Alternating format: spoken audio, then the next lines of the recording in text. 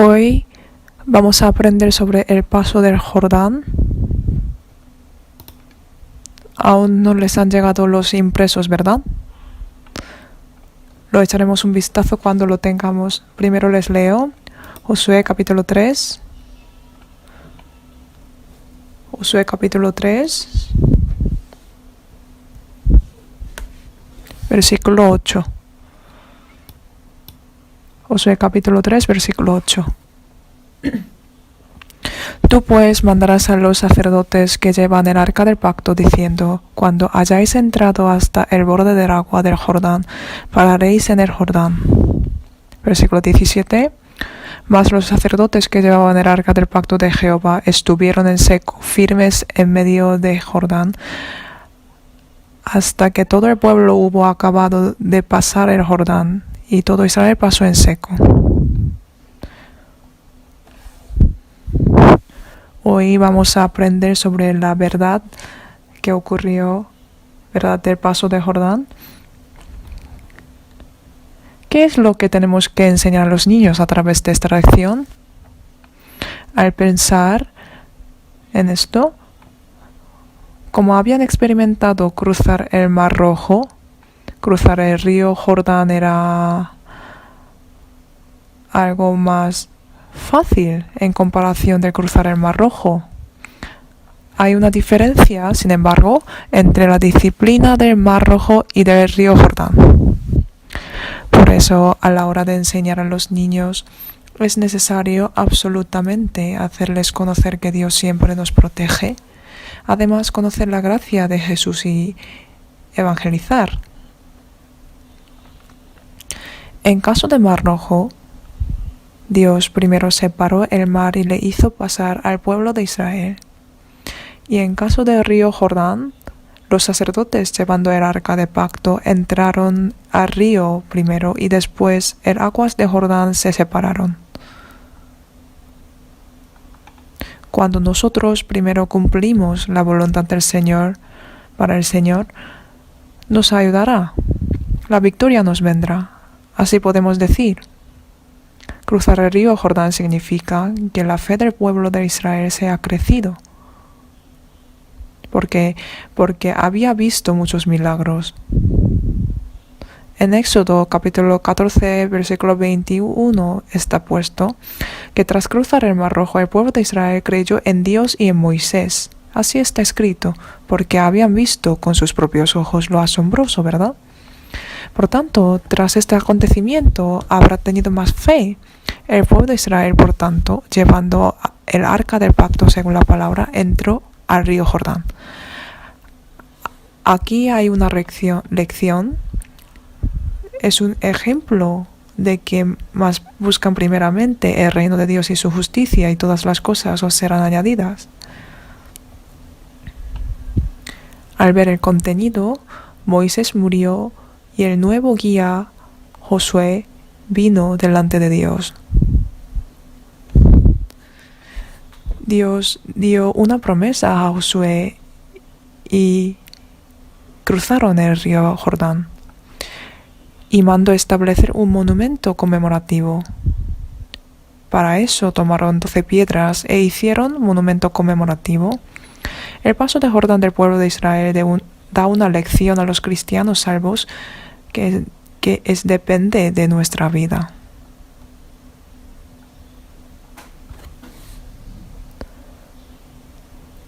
Hay una alabanza que dice: unos días después pasaré a Jordán y lo veré. Ese Jordán se refiere a este Jordán.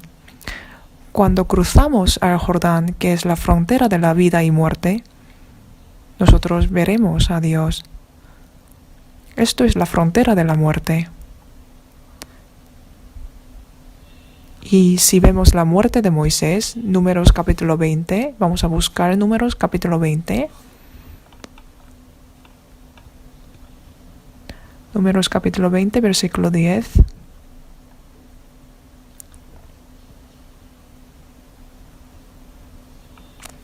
Y reunieron Moisés y Aarón a la congregación delante de la peña, y les dijo: oíd ahora, rebeldes, ¿os hemos de hacer salir aguas de esta peña? Entonces alzó Moisés su mano y golpeó la peña con su vara 2 veces, y salieron muchas aguas, y bebió la congregación y sus bestias. Y Jehová dijo a Moisés y a Aarón: ¿Por cuánto no creísteis en mí para santificarme delante de los hijos de Israel? Por tanto, no meteréis esta congregación en la tierra que les he dado.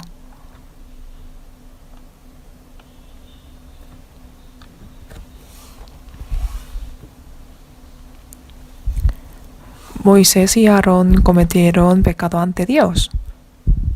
No mostrando la gloria de Dios, dijeron si les habían de hacer salir aguas de la peña. Aunque ocurrió en un momento, cubrió la gloria de Dios. Por este pecado, Moisés no pudo entrar en la tierra de Canaán. Números capítulo 27, versículo 14.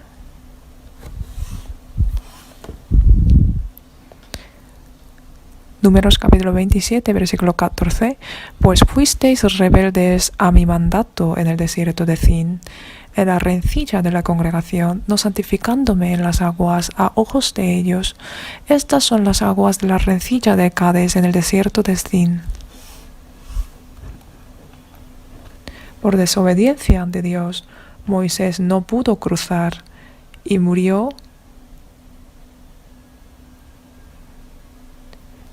Y Josué se convirtió en el nuevo líder y llevó al pueblo de Israel a cruzar el río Jordán. Si vemos a Josué, él fue una persona preparada durante mucho tiempo. Además, fue una persona muy valiente, ha sido enseñada por la palabra de Dios. Él estaba lleno del Espíritu Santo y vivió una vida santificándose. Fue una persona que ha venido preparando durante mucho tiempo. Éxodo capítulo 17, versículo 9.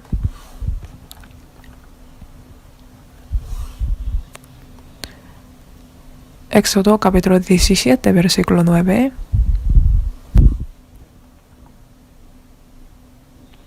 Y dijo Moisés a Josué: escógenos varones y sal a pelear contra Amalec. Mañana yo estaré sobre la cumbre de collado y la vara de Dios en mi mano.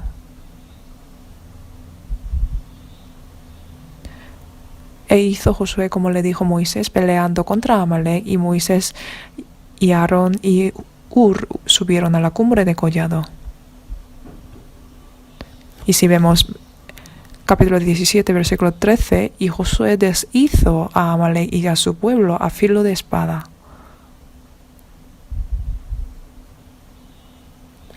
Josué, sirviendo a Moisés, experimentó muchas peleas y realmente encontró a Dios que estaba con Moisés. Por eso, Josué fue el hombre preparado.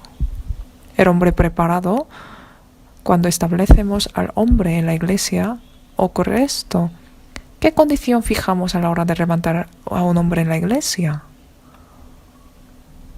¿Qué sería? Para llevar a cabo un servicio levantamos a los obreros, ¿verdad? Lo primero que se pregunta es si es bueno, si es buen hombre, si es manso. Eso es la primera condición. Por eso la primera condición que ve el pastor Juan Lee también, me contó un pastor. La primera condición que ve el pastor Juan Lee primero es que si ese hombre es bueno. Los encargados de la obra de Dios en la iglesia son principalmente mansos. Moisés tenía dolor en el corazón.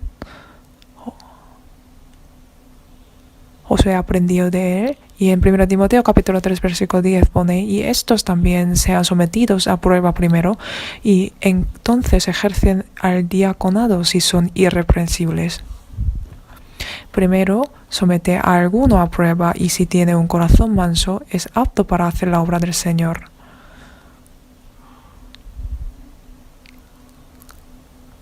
Si es manso, es apto para hacer la obra del Señor ahora también.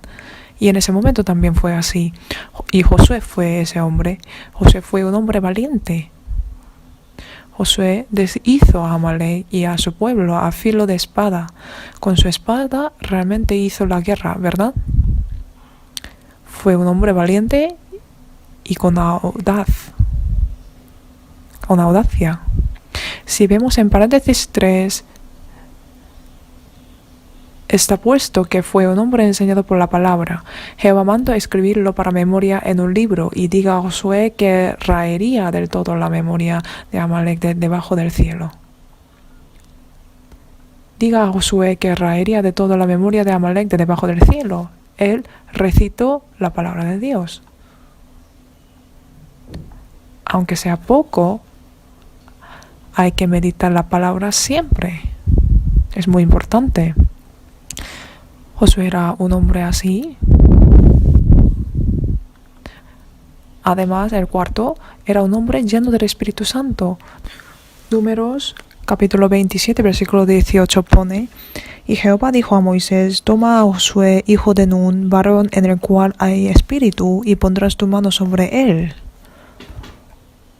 Desde antes y ahora también hay muchos que son llenos del Espíritu Santo. Estar llenos del Espíritu Santo no es algo especial, es algo normal realmente. Estar en la palabra y en la reunión es ser lleno del Espíritu Santo. El Espíritu Santo que está en mí me ama hasta tener el celo. Por tanto, nosotros no tenemos que hacer triste al Espíritu Santo. Eso no puede ser lleno del Espíritu Santo, por eso hay que estar más en la palabra.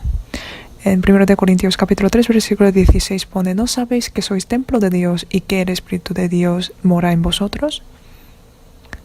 Además, Josué tuvo la salvación real.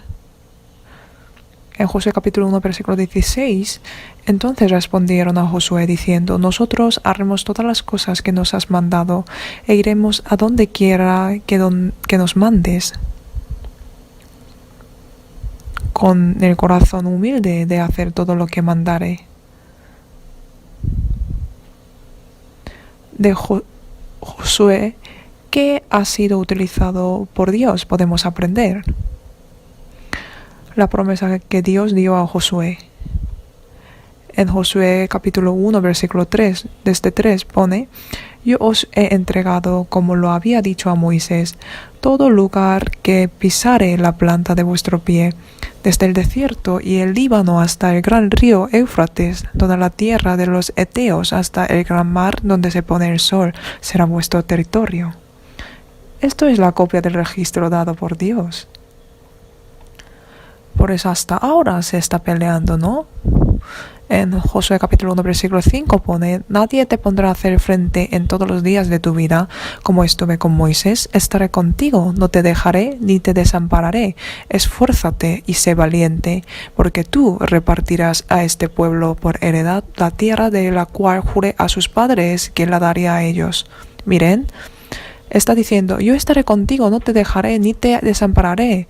Por tanto, esfuérzate y sé valiente. Esto es el orden, ¿verdad?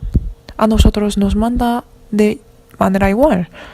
En San Mateo capítulo 10, versículo 28, ¿verdad? Hasta el fin del mundo. Nos está diciendo que estará con nosotros hasta el fin del mundo. Confiando en esta promesa tenemos que avanzar. En este momento, como el Señor hablaba a Moisés, Moisés recibió la promesa, especialmente del Señor. Nosotros más tenemos que vivir por el Señor. Es San Juan capítulo 8, versículo 29 pone: Porque el que me envió conmigo está. No me ha dejado solo el Padre, porque yo hago siempre lo que le agrada. Así dijo. Es peligroso cuando sentimos soledad haciendo la vida cristiana. Cuando me siento solo haciendo la vida cristiana, ese momento es muy peligroso. Eso puede ser la arrogancia o estar embotado. Un cristiano no puede sentir soledad. Me siento solo porque los hermanos no me reconocen. ¿Reconocen? Eso está mal. Yo también, a mí también me pasó. Haciendo la vida cristiana me sentía mal. Me sentía solo. ¿Por qué? Porque yo estaba muy arrogante o Si no es así, puede que yo estaba enfermo o estaba viviendo mal. No podemos sentir soledad. Como el Señor está con nosotros, no podemos sentir soledad. Es necesaria más confiar en el Señor.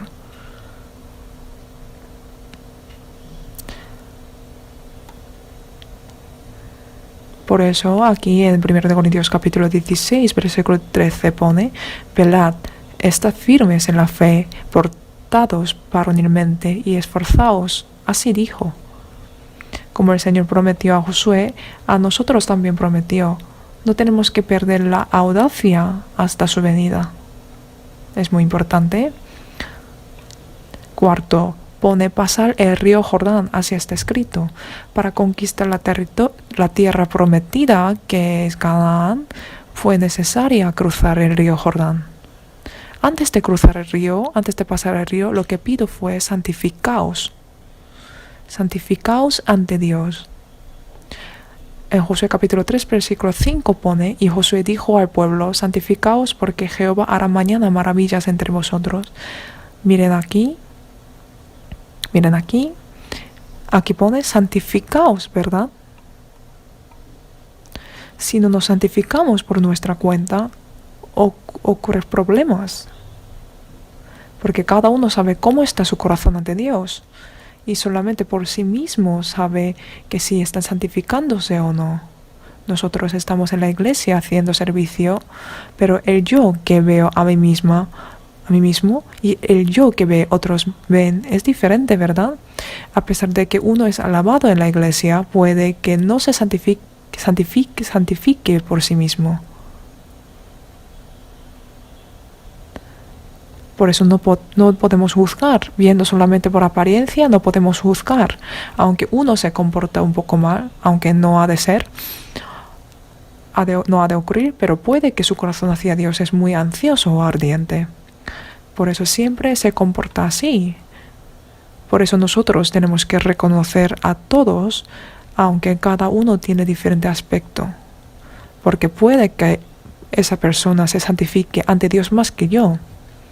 Es cierto que cada uno haga su trabajo. Sin embargo, antes de hacerlo, lo que nos pide Dios es santificaos, porque realmente Dios usa utensilios limpios.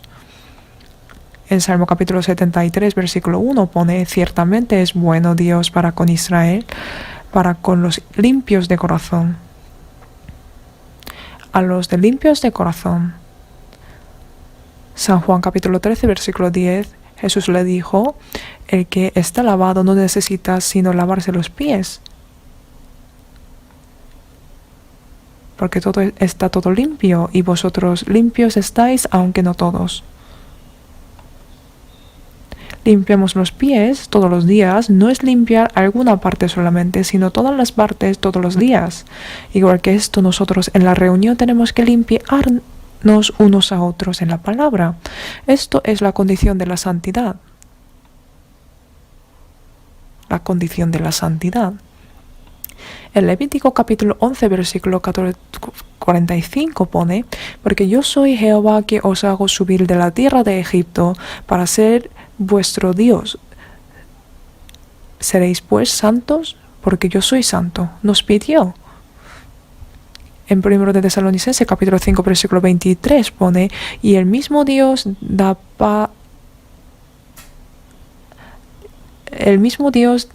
paz os santifique por completo, y todo vuestro ser, espíritu, alma y cuerpo sea guardado irreprensible para la venida de nuestro Señor Jesucristo. Nos pide pues tres cosas.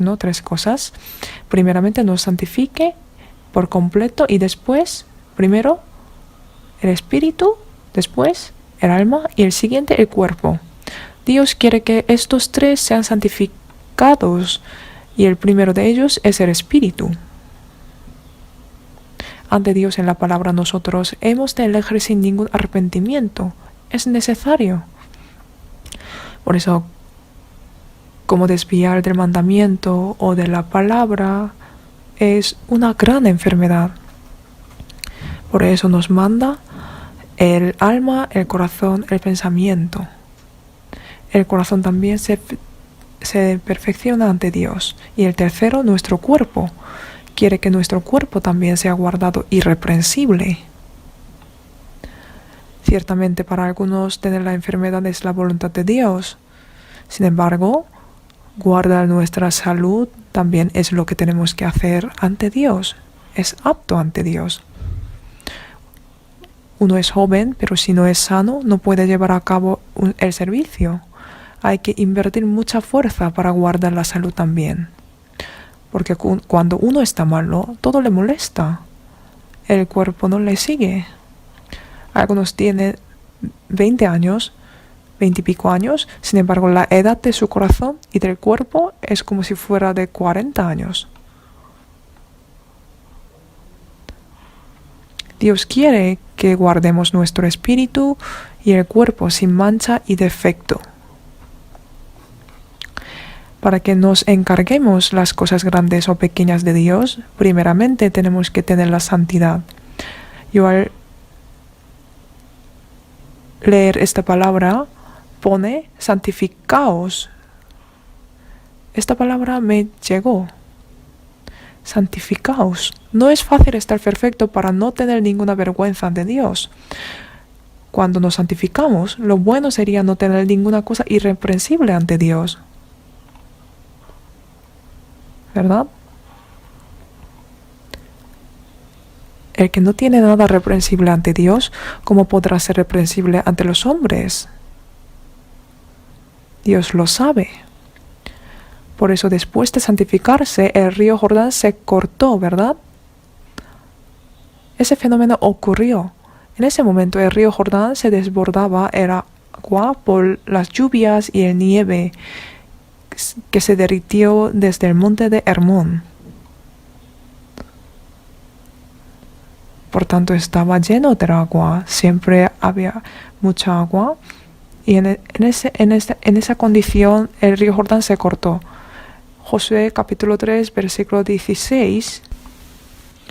Las aguas que venían de arriba se detuvieron como en un montón bien lejos de la ciudad de Adán, que está al lado de Zaretán, y las que descendían al mar de Arabá, al mar salado, se acabaron y fueron divididas, y el pueblo pasó en dirección de Jericó. Si vemos en el momento de Mar Rojo, si vemos en la película, era un camino estrecho, ¿verdad? Y la longitud era más o menos 8 kilómetros al cruzar el Mar Rojo.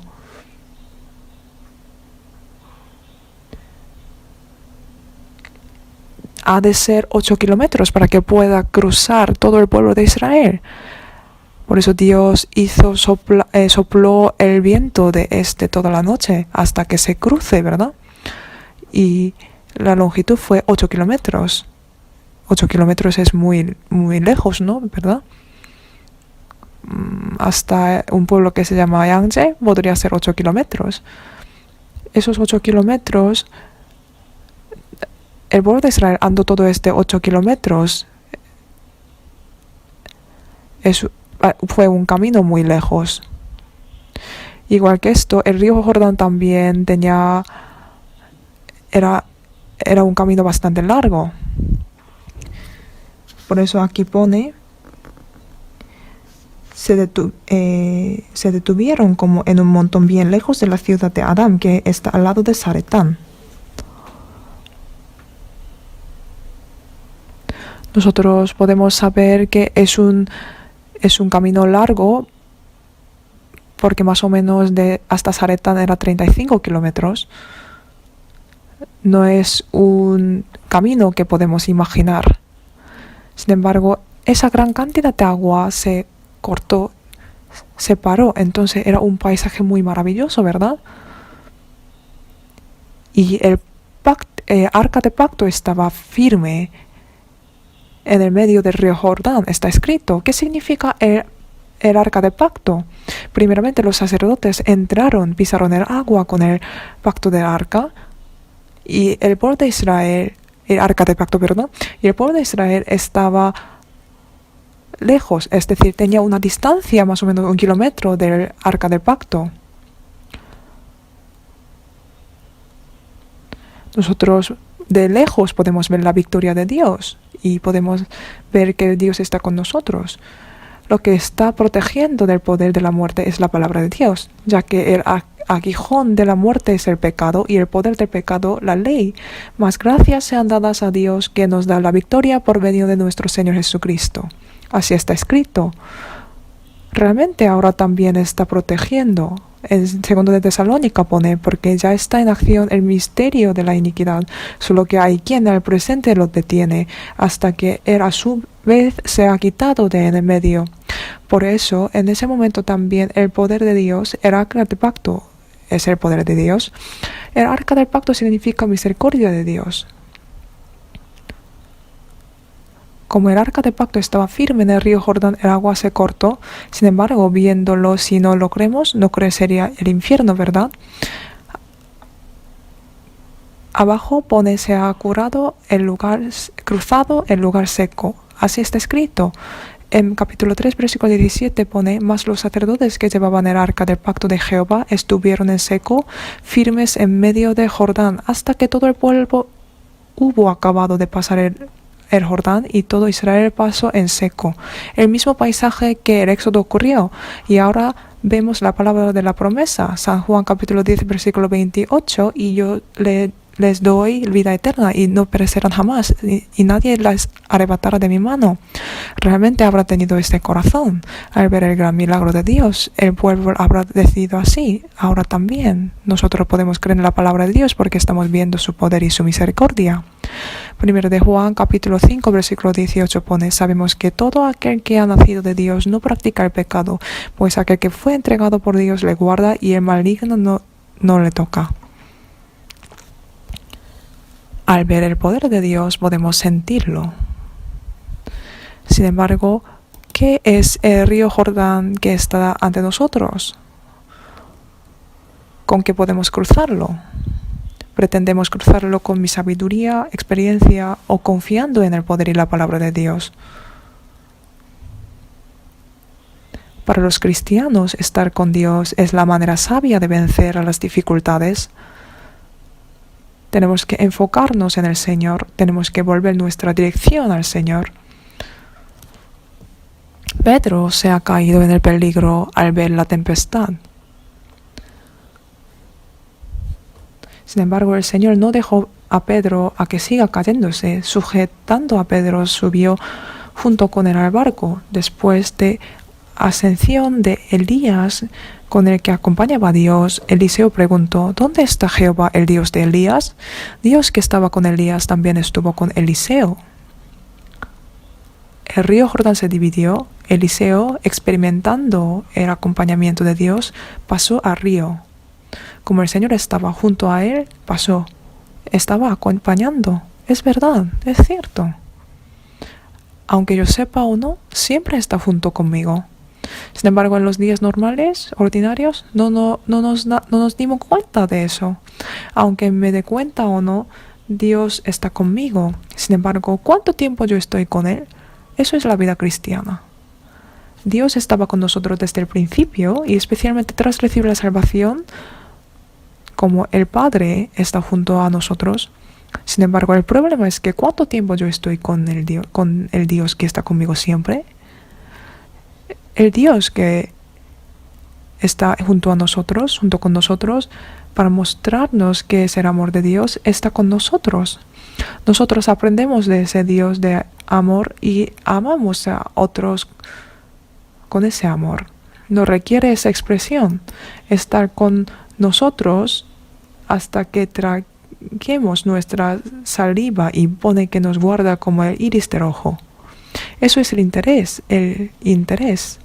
Lo contrario del amor es sin interés, desinterés. Yo tampoco sabía antes, pero un cantante fue a otro país y preguntó, ¿cuál es lo contrario del amor? Y dijo que es desinterés. Uno siempre tiene interés al amante, a su amante, ¿verdad? Cuando despiertan los niños, la mirada de madre siempre está sus hijos, ¿verdad? La expresión de amor es el interés. El interés es gastar mi tiempo para ese objetivo. Eso es interés. Cuando amo a alguien, tengo interés en él. Y la expresión de ese interés es gastar o dar mi tiempo.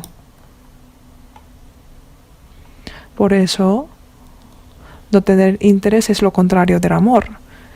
Si uno tiene interés o ama a alguien, entregará su tiempo lo máximo posible para esa persona a la que amo. Por eso los novios y las parejas siempre preguntan: Cari, ¿cuántos me amas? ¿Cuánto tiempo estabas pensando en mí? Así preguntan, ¿no? Pregunta todo el día. Si ama de verdad, tiene interés y gastará mucho tiempo en él. Por eso el Señor siempre está con nosotros, y nosotros cuánto tiempo gastamos pensando en Dios, eso será la expresión de nuestro amor hacia Dios. Un estudiante joven dijo a sus padres que llevaban mal la vida cristiana. Así preguntó así: Papi, tú haciendo el diezmo del dinero, ¿por qué no haces el diezmo del tiempo? Es importante el diezmo del dinero, pero del tiempo puede que sea más importante.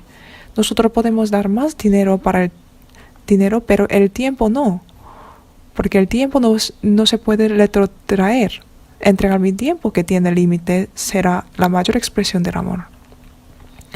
Al ver la promesa de que estará con nosotros hasta la muerte, hasta el fin, sabemos que no dejará de tener interés en nosotros.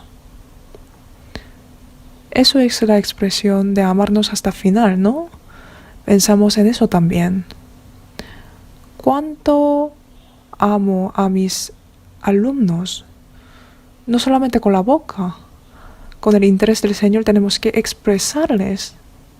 A pesar de que estoy ocupada, gastamos tiempo para llamárselo y ayudarlos. Eso es la expresión del amor. Por eso lo contrario del amor es no tener interés. Podemos entenderlo así. En paréntesis 3 pone: después de cruzar el río Jordán, el río vuelve a fluir. Nosotros podremos imaginar esa situación. Está escrito que estableció un monumento conmemorativo. Establecer un monumento conmemorativo significa que ese acontecimiento se ha ocurrido realmente. ¿Es verdad? Porque conmemorar algo es recordar el hecho histórico, ¿verdad?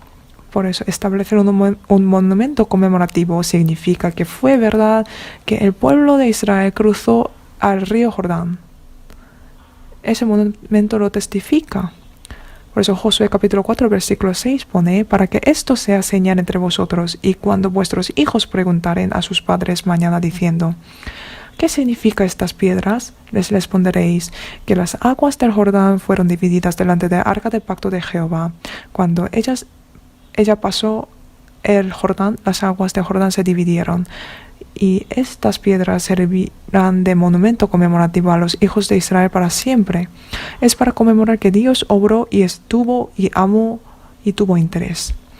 1 de Corintios capítulo 11 versículo 23 pone: porque yo recibí del Señor lo que también os he enseñado, que el Señor Jesús, la noche que fue entregado, tomó pan y dijo: tomad, comed, esto es mi cuerpo que por vosotros es partido, haced esto en memoria de mí. Así dijo: comer el pan y tomar el vino es conmemorar que murió por mí, porque es un hecho histórico. Por eso, si vemos número 6, pone que es el ejemplo de los cristianos. La tierra de Canaán es la sombra del cielo y al mismo tiempo es la buena batalla de la fe. La tierra de Canaán, donde fluye la leche y miel del pueblo de Israel que salió de Egipto, nos hace pensar sobre la herencia eterna e incorruptible, limpia y perpetua. Y la vida en el desierto es una vida de despojarnos de lo carnal y adelantarnos. Igual que esto, nosotros estamos viviendo al mismo tiempo en Egipto, en desierto y en la tierra de Canaán. Los acontecimientos que ha experimentado el pueblo de Israel históricamente están ante nosotros. Estamos viviendo en este mundo. En este mundo estamos viviendo. Como el pueblo de Israel estuvo en Egipto, que significa estar en la aflicción por el diablo, nosotros como ellos estamos en esa situación aún. Sin embargo, somos distinguidos. Somos distinguidos A pesar de que nuestro corazón está en la Biblia, pero nuestra situación aún está en la tierra. Por eso, a través de la historia del pueblo de Israel, la vida en Egipto, la vida en desierto, en Canaán, la experimentamos aquí en esta tierra. Por eso podemos obtener la lección de ellos carnalmente y espiritualmente. Josué capítulo 1, versículo 13 pone: yo os he entregado como lo había dicho a Moisés. Todo lugar que pisare la planta de nuestro pie. Es la promesa de Dios, porque Dios no cambia, su promesa no cambia. Voy a seguir leyendo. La primera obediencia respecto a la promesa de Dios es pisar el río Jordán con el arca del pacto para llegar a la tierra prometida. Esto pasa en nuestra vida cristiana. La promesa de Dios se cumple ciertamente y nunca se cambia. Nosotros, como el pueblo de Israel obedeció con detalle para obtener la tierra, tenemos que tener la imagen de la obediencia. Tenemos que grabar la palabra de Dios en nuestro corazón y según esa palabra tenemos que llevar la vida obediente. Cuando los sacerdotes que llevaban el pacto del arca pisaron el río Jordán, se separó. Esto significa que cuando busco primeramente el reino de Dios y su justicia, todas las cosas serán añadidas. El río Jordán es un nexo entre la vida y la muerte. Por eso fue un nexo de la vida de desierto con la tierra de Canaán. Nosotros, de la vida cristiana hasta llegar al cielo, tendremos ese nexo. Por eso los no salvos no pueden cruzarlo. Yo no sabía antes de recibir la salvación. Cantaba días tras días, unos días después así cantaron, unos días después de cruzar el río Jordán. Sin embargo, diciendo esa palabra, no sabe qué significado tiene tampoco. Nosotros, mirando a Josué, quien cruzó al río Jordán, estamos experimentando todos los acontecimientos históricos en este momento. Por eso el sacerdote, quien llevaba el arca del pacto, es la misericordia de Dios. Dios es misericordioso, ¿verdad? Está acompañándonos. Por eso, con tener un poco de distancia, podemos entender la santidad de Dios. Y a los niños, en esta lección, pienso en esto. Primero, pisar el río Jordán. Cuando pisó, el río se cortó, se dividió. El mar Rojo, Dios lo dividió primero y después les mandó cruzar. Como el pueblo de Israel había pasado el mar Rojo, pide algo más difícil. Requirió algo más. Podemos comparar nuestra vida cristiana con este río también. Cuando enseñamos estas cosas es importante hacerles entender. Hay que tener en cuenta a la hora de enseñar a los niños. Oremos juntos. Señor, te damos las gracias porque siempre estás con nosotros. Señor, que sabes todo nuestro pensamiento y todo nuestro ser. Confiamos solamente en ti. Señor, tú que estabas junto a Israel cuando pasaron el río Jordán, ahora estás con nosotros. Te damos las gracias por cuidarnos cuando nos acordemos de ti y cuando no también. Te entregamos las gracias por permitirnos este tiempo y situación y guiarnos y enseñarnos para que podamos predicar el amor recibido de ti a muchas personas. Nosotros sabemos que la expresión del amor es el interés. Guíanos para que gastemos más tiempo para tener ese interés y guiarnos más amor, guiarnos para amar y servir a los hermanos y las almas de los niños hasta tu venida para tu gloria. Todo lo que estamos planteando encomendamos solamente en ti, Señor. Guíanos.